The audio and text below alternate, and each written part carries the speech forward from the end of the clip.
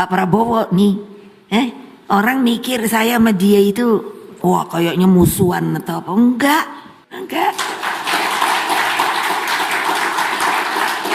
Lah tapi saya bilang, Mas, kita kan boleh dong. Saya ketua umum, kamu ketua umum. Kalau kamu dibegitukan, melihat anak buah kamu dibegitukan, apa rasanya sebagai ketua umum? Pasti perasaan kita sama. Bukan sombong. Nah, padahal dia senang saya masakin nasi goreng. Udah lama ada yang ngomong, Bu, ada yang udah minta nasi goreng. Minta nasi goreng. Loh aku lagi mumet, anak-anakku banyak yang nggak jadi. Punya patriotisme, dua punya nasionalisme, tiga punya rasa keadilan, empat adalah dia punya rasa kerakyatan loh yang tinggi sekali. Yang lima adalah bahwa dia sebenarnya orang demokrat. Dan saya agak percaya Pak Prabowo muncul value-nya kembali dengan dirinya dengan secara belum ini menolak IKN sebenarnya, tanda kutip. Nah, itu Buang sudah pastikan IKN itu tidak akan lanjut. Saya pastikan karena itu pilihannya, saya pastikan betul. Nah, saya melihat di Pak Prabowo muncul dan kita lihat tahu Pak Prabowo kan berjiwa sosialis yang menikmati keteraturan bagaimana negara dikelola selama Orde Baru. Keteraturan loh, bukan kebenaran, tapi keteraturan loh yang. Nah, saya ingin bahwa dia sekarang programnya kan betul-betul kan kembali kayak dulu Pak Harto tuh, pangan, papan, ya kan, pangan, papan, pendidikan, kan, kesehatan itu kan. Nah, saya melihat ke sana. Jadi saya takutnya, saya berharap sih mereka muncul terhadap dirinya sendiri gitu loh. Saya tuh bermitra dengan Sri Mulyani pada saat SBY dan saya hormat betul dia karena betul-betul saat itu bagus sekali. Lurus. Iya. Nah, profesional ya. Sangat profesional. Nah, saya kok berubah. Jadi saya melihat begini. Memang sepertinya mengangkat birokrat itu tadi saya ulangi, mengangkat birokrat itu harus menjadi suluh daripada kebenaran. Bukan menjadi alat pembenaran. Sekarang kan menjadi alat pembenaran. Yeah. Saya ngalami Pak SBY itu karena mungkin dia punya ini, saya biasa berbeda. Tapi kalau dijelaskan, dia oke gitu loh Pak. Jadi maksudnya oke, saya kalau umpamanya memilih direksi, saya jelaskan oke itu. Iya. Maksudnya oke, masuk akal, walaupun itu orang dekatnya dia. Gitu. Iya. Jadi saya sih sebenarnya kalau mau membenahi negara ini memang ya orang nomor satu yang harus benar. Kalau orang nomor satunya kong kali kong selesai. Lalu saya tiba-tiba ini nggak apa-apa kan, pejabat publik boleh dong kita komentari. Ketika Erick Thohir menjadi Menteri BUMN kan banyak orang mengatakan wah ini karena saya dipecat Erick Thohir. Nggak ada dipecat-pecat, tapi oke lah Anda menuduhnya, anggap aja benar itu kan. Tapi kan yang harus kita lakukan adalah, saya sudah mengkritik kan, dari awal dan di YouTube ini juga, saya melihat kok Menteri BUMN itu kok bisa ya menggunakan fasilitas BUMN untuk menjadi kandidat presiden. Saya kan nggak salah nggak ada? Nggak sih. Kan itu kan tara kan. Ya. Bahkan kalau nggak salah di awal-awal tahun 2020 sudah keluar itu yang namanya paket sembako Erick Thohir for 2024 gitu loh. Nah, dan itu kan berlanjut sampai kapanpun, sampai hari ini pun barangkali kalau ada kesempatan jadi pilkada DKI dia juga gunakan juga. Kok bisa begitu Daeng? Karena saya lihat begini. Ini kan karena dia tahu di atas juga, pasti dia tahu di atas juga melakukan lebih dari itu, maka anak buah berani melakukan itu. Jadi saya punya keyakinan Erick Thohir tahu bahwa presiden melakukan lebih dari itu. Sehingga dia berani melakukan dari itu. Kalau dia tidak berani tidak melakukan itu, artinya presiden bisa menegur dong. Ya kan? Artinya dia tahu apa yang dilakukan presiden. Lebih kacau lah. Lebih kacau gitu. Nah, Jadi, nah Sorry ya Erick Thohir ya, saya tidak ada masalah sama Anda, tapi saya lihat itu fenomena. saya waktu baru menjabat Erick Thohir, dia panggil saya ketemu, empat mata lama ngobrol, dua tiga kali lah. Saya mengkritik bagaimana Rini Sumarno mengelola BUMN yang menurut saya sangat, ternyata jauh lebih parah rusaknya.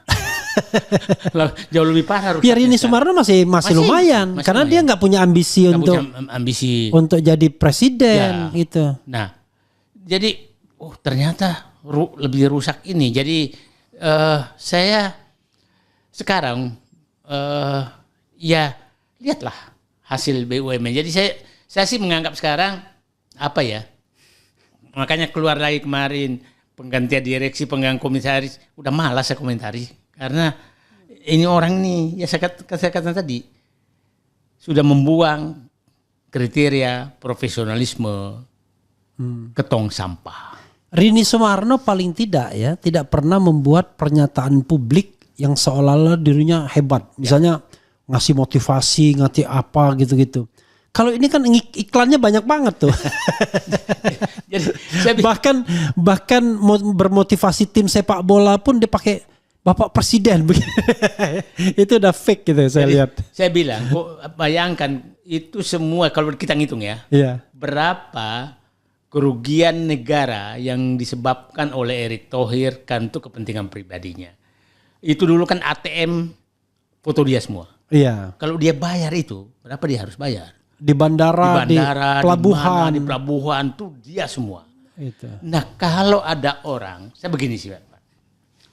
Bagi saya, orang yang sudah memanfaatkan jabatan untuk kepentingan pribadinya, di depan saya nilainya 0. Jadi apapun yang dia hasilnya, dikali 0, maka 0. Oke. Jadi bagi saya, Erick Thohir depan saya terkait pengelola BUMN karena sudah memanfaatkan kewenangannya untuk dirinya sendiri, bagi saya 0. Iya, jadi kadang-kadang orang berpikir bahwa wah itu kan karena Anda enggak ada kaitannya. Kalau saya mau diangkat lagi, saya baik-baikin Erick Thohir. Ya. Bukan mengkritik dia. Ya. Pertanyaannya kenapa kita kritik Erick Thohir? Ya karena kita paham BUMN itu masalahnya. Ya. Kan saya kan nggak paham Menteri Perdagangan, Menteri apa gitu. Oke, Daeng. Bagian ini ya, bagian sebagai birokrat ini apa refleksi Daeng untuk sebagai penutup sebelum saya bergerak ke dunia politik. Oke. Saya begini, saya ingin sekali kembali birokrat itu menjadi suluh pelurus daripada para politisi, itu satu. Dan salah satu caranya adalah mengembalikan lagi birokrat itu betul jalur karir yang dihormati, yang ada patronnya, yang eselon 4, 3, 2, 1 dan itu ada jenjang pendidikannya. Sehingga yang kedua ini harus steril dari politik. Steril dari politik. Yang ketiga, titipan saya kepada birokrat bahwa Andalah yang menentukan benar tidaknya pengelolaan negara ke depan. Dan Anda kalau negara ini salah maka dosanya juga di Anda semua. Nah, saya bibit benih-benih itu saya lihat sudah habis, Mas. Saya waktu diangkat Pak Bambang Susantono menjadi kepala otorita IKN. Oh ya, waktu Bambang Susantono diangkat. Betul. Ya. Saya bilang ini saya yakin orang ini tidak akan tahan. Karena saya tahu dia jiwa profesionalisme. Oke. Nah, kalau Bapak mau lihat birokrat tuh yang ini beliau itu birokrat. Oh dia birokrat ya Bambang Susantono. Oke. Susantono itu birokrat ini. Nah, birokrat tulen lah. Birokrat tulen itu. Itu contoh birokrat yang tulen. Tulen itu yang baik ya. Yang melurus saja. Yang lurus itu. Cocok dia mundur. Nah, itu contoh birokrat yang ini. Jadi kalau birokrat yang sudah bagus, insya Allah negara ini. Nah, yang kedua saya minta birokrat tuh jadilah contoh. Saya sedih sekali, Mas. Saya datang ke kantor Kementerian BUMN. Itu berjejeran mobil mewah eselon 1. Bagaimana Anda mau menegur direksi dengan kemewahan? Gak bisa. Karena Anda pasti penikmat jabatan. Oke. Dulu, Pak Refli tahu, dulu salah satu mobilnya Sesmen BUMN itu Altis, Iya. bukan kayak Camry. Iya. Orang bilang apa bedanya? Nah, itu saya melihat, memberikan contoh-contoh kepada komisaris direksi itu penting sekali. Jadi saya menganggap bahwa kembali negara ini hancur, negara ini masih bisa diperbaiki apabila pemimpin mengembalikan birokrasi sebagai suluh pengelolaan negara. Ya, tapi ya saya harus kasih catatan. Hal yang paling saya kritik misalnya di Kementerian BUMN itu adalah eselon 1 dari Kementerian BUMN bahkan wakil menteri ya di Kementerian Keuangan, BUMN biasanya itu yang paling saya lihat ya. Itu menempati jabatan-jabatan empuk. Yep. Yang kalau dihitung penghasilannya bisa 1 miliar per bulan dengan tantiemnya kita prorata. Maka disitulah misalnya kalau kita lihat coba lihat direksi pertama sama istana sama circle istana. Maka 4 himbara, Pertamina, Telkom, Main ID, coba lihat pasti orang lingkar kekuasaan istana, BUMN, keuangan. Gimana dia mau bicara tentang good governance, clean government? Dia muter-muter di situ aja. Coba lihat dirjen apa, kalau hari ininya nanti di Telkom, besok di Mandiri, besoknya itu. Gimana mau memperbaikinya? Jadi ada kekurangan saya juga yang nggak saya selesaikan. Saya dulu membuat aturan bahwa pejabat eselon 1, anggaplah masih ada kelasnya, kelas A, kelas B, kelas C, kelas D. Itu maksimum menerima berapa pendapatannya, bukan jabatannya loh. Jadi kalau umpamanya dia di Mandiri dapat tantiem, mungkin saya kasih tahu begini dulu, gaji presiden kan 69 juta. Harusnya kalian juga tuh dapat maksimum 69 juta dong. Kelebihannya disetor sebagai pendapatan negara. Jadi tidak berebut kemana-mana. Nah, ini kan berebut kemana-mana. Itu juga kesalahan saya nggak bikin aturan. Nggak bikin aturan itu. Nah, kalau itu bikin aturan, nggak apa-apa dia jadi komisaris di mana, tapi kan penghasilannya dipatok. Dan selisihnya itu dimasukkan. Itu dulu saya pernah rancang dengan Pak Anggito. Pak Anggito menyatakan sebaiknya nggak usah digaji, salah. Karena kan nggak digaji, artinya dia tidak bertanggung jawab, ya kan Pak? Ya saya pikir semua bisa menerima kalau dapat 50 juta sebulan tambahan sebagai komisaris tanggung jawab. Ya Pak Refli kan pernah di. Nah nggak masalah, tapi dipatok. Dipatok. Nah dulu waktu saya menempatkan komisaris itu selalu saya kemudian bahwa orang-orang yang ditempatkan di bekas karyawan itu gajinya tidak boleh lebih tinggi dari presiden. Jadi saya harus menyarikan BUMN, makanya dulu lihat tidak ada yang di besar-besar tuh. Andi Arief dulu tuh PT Pos. Karena PT Pos lebih rendah dari 69 juta. Itu kriteria yang saya pakai. Biar adil, masa gaji Anda lebih besar dari presiden. Nah, itu akhirnya orang-orang itu di BUMN yang biasa-biasa saja. Nah, gitu. Nah, bukan mengejar BRI, Mandiri, Telkom gitu loh. Nah, itu menurut saya kalau pemerintah ini baik ya udahlah. Karena itu hanya digunakan untuk kepentingan kenikmatan jabatan aja. Iya, kalau saya melihat bagi menteri tertentu itu juga maksudnya upeti juga. Ya, jadi saya membayangkan misalnya gini lah. Ini menteri ya kan? Kita tahu gaji menteri berapa, mungkin tambah tunjangannya berapa. Lalu ini dia punya staf khusus yang gajinya gede. Gajinya mungkin 1 miliar per bulan. Kira-kira moral hazard nggak menteri? Kalau menterinya orang kaya raya, nggak masalah. Tapi ini pasti. Tapi iya kan? Bisa dititip. Seorang Rini Sumarno aja yang kita tahu pengusaha, dia ngomong di depan kita selalu bilang, ini loh Pak X ini katanya, gajinya lebih tinggi dari dia daripada saya kata gitu. Berkali-kali dia ngomong di depan kita. Nah itu menunjukkan dia saja jealous gitu kan. Nah kalau tidak jealous, dia nabi atau dia jadikan itu untuk upeti ATM. Nah, satu yang saya perbuka ini. Jadi satu kesalahan saya juga. Dan itu yang naikkan gaji direksi itu saya loh. Saya menaikkan gaji direksi sampai dipanggil oleh presiden saat itu. Kenapa kau jangan naikkan gaji direksi? Dulu gaji dirut PLN itu 70 juta. Iya. Saya naikkan 200 juta. Jauh sekali. Nah, Tahun berapa itu? tahun 2006. Oke.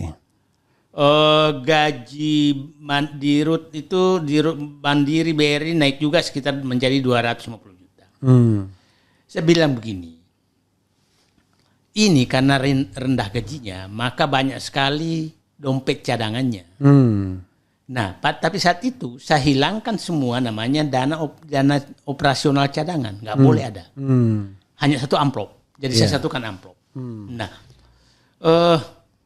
saya bilang, nah akhirnya, tapi sampai saya menertibkan tuh kan kartu golfnya tuh maksimum 1. Itu saya tertibkan tuh. Iya. Yang boleh pengeluaran direksi sebulan tanpa bukti tanda tangan, tanpa bukti kwitansi hanya 5 juta sebulan. Oke. Nah, saya tertibkan semua itu. Nah, ternyata jauh lebih efisien. Kenapa saya bilang begini? Saya kata begini, setelah saya ngitung, ternyata pengeluaran dia jauh lebih besar daripada ini. Karena begini, di gaji segitu, dia dikasih kartu kredit yang tanpa batas, unlimited. Iya. Sehingga dia keluarganya nginap di mana pakai itu, pakai ini. Jadi akhirnya besar juga. Kirim bunga nikahan pun pakai itu, apa segala. Kan harusnya uang pribadi dong. Iya. Nah, jadi saya yang menaikkan gaji saat itu, tapi menertibkan semua, tidak boleh ada lagi pengeluaran. Tidak boleh ada dana taktis, kan dana taktis namanya. Iya. Saya cabut semua. Nah, itu agak tertib. Tapi sekarang gue udah gaji naik, itu dihidupkan lagi. Jadi double sekarang. Saya mungkin ya, sobat era sekalian, cobalah sekali-sekali ya. Kita ini bicara tentang governance. Anda rela nggak misalnya negara menggaji komisaris BUMN 1 miliar per bulan Ya. untuk jabatan rangkap dan dia nggak ngapa-ngapain. Nggak ngapa-ngapain. Ya kalau rapat bisa sebulan 2 kali lumayan. Kadang-kadang dengan alasan mendampingi menteri lah, inilah itulah nggak datang juga dia rapat. Tapi uang nggak pernah dipotong. Dan bukan itu lagi, malah memasukkan proyek dirinya. Ya. Saya coba bayangkan, hitungkan ya. Komisaris yang paling besar gajinya itu kan Bank Mandiri BRI. Kira-kira sekarang kalau ini dengan fasilitas semua mungkin komisaris itu nyampe 350 juta gaji dan tunjangan. Belum tantiem ya. Belum tantiem. Tantiem kira-kira sekarang itu saya yakin tidak mungkin di bawah 12 miliar. Ya. Pokoknya 2 digit miliar. 2 digit. Ya. Kira-kira berarti akan dapat 1,5 miliar per bulan. Ya. 1,5 miliar per bulan tidak ada kerjanya. Saya beritahu teman-teman, tidak ada kerja mereka itu. Ya. Itu hanya formalitas rapat, kemana-mana dilayani, dibiayai, dan dapat 1,5 miliar per bulan. Kalau kelihatan kerja, ya itu biar ada formalitas. Ya, nggak ada kerjanya lah. Tapi masalahnya adalah, kenapa itu dipertahankan? Misalnya, kenapa komisaris harus banyak-banyak? Misalnya kan? Nah itu yang menarik saya sekarang. Kenapa sampai, kan dulu 5. Ditambah, sekarang bisa ditambah-tambah. Sekarang ada 12. Iya. Ada yang 12 loh, Iya. ada 11. Jadi kelihatannya siapa yang mau itu tambahin aja kursinya. Oke. Jadi nanti biar ada klarifikasi, Daeng bolehlah tanya sama saya kan, pengalaman saya. Karena orang mengatakan, wah itu kenapa. Nah nanti saya bisa jawab itu. Karena saya tidak pernah menyesal menjadi komisaris. Kenapa? Paling tidak saya dapat ilmu baru. Yang gitu. Saya tuh agak heran Daeng sama Puang ya. Puang Daeng. Sama Daeng Puang. Puang, saya melihat bahwa kita tahu 2014 Jokowi menjadi presiden. Siap. Tetapi di akhir-akhir masa pemerintahan Jokowi, bahkan di pertengahan, Puang sepertinya sudah tidak happy. Ya. Dan kelihatannya ingin gabung dengan kubu yang satunya. 2019 ketika terjadi rematch gitu ya. Kenapa? Padahal kan waktu itu Puang masih eselon 1. Yap. masih menjabat sebagai komisaris Bukit Asam itu yang grade berapa? B plus? A itu. Ya kan? Dulu tantiemnya itu waktu itu 2M lebih. wah 2M lebih. Saya aja di Jasa Marga mentok-mentoknya cuma 1M doang ya. Coba bisa diceritakan ini karena ini sepertinya sudah membuka insting politik Puang karena setelah itu menjadi tim Anies dan lain sebagainya. Silakan Puang. Jadi 2014 memang kan saat itu masih PNS. PNS kan nggak boleh menjadi tim sukses. Tapi di balik layar saya karena pasangan dengan Pak JK, Pak Yusuf Kalla. Oke. Nah, Pak Yusuf Kalla salah satu patron politik saya. Saya tim suksesnya Pak JK di balik layar lah. Oke. Membantu semuanya. Nah terus dan saya lihat bahwa sampai 2016 Pak Jokowi itu di jalan lurus loh. Terlihat dari menteri-menteri yang diangkat. Ada Rizal Ramli, Sudirman Said, Anies Baswedan, Ferry Musilal Baldan. Itu aktivis-aktivis yang lurus. Ya kan yang punya. Rini Sumarno juga track recordnya bagus. Iya kan. Orang-orang yang masih ini. Nah pada saat reshuffle pertama kok ini nggak benar orang ini. Tapi sebenarnya saya muncul kecurigaan tuh pada saat kami sedang bongkar Papa Minta Saham. Papa Minta Saham 2015. Iya. Nah itu kan ribut sekali. Dan saya dengan Pak Sudirman Said betul-betul ini harus dibongkar. Oh waktu itu posisi saya Puang staf khusus menteri ESDM. Oke. Dan yang semua dokumen tentang Papa Minta Saham di kantong saya. Oke. Saya paham betul semua. Nah, terus kita ditegur, diminta menghentikan. Nah, di situ saya bilang, oh ini orang ini di publik mau dapat namanya, tapi di dalam kita ditekan. Disuruh menghentikan kasus Papa Minta Saham. Yang negor sih siapa? Pak Jokowi. Langsung ke Ke Sudirman. Oke. Sudirman Said memberitahu saya. Oke. Nah,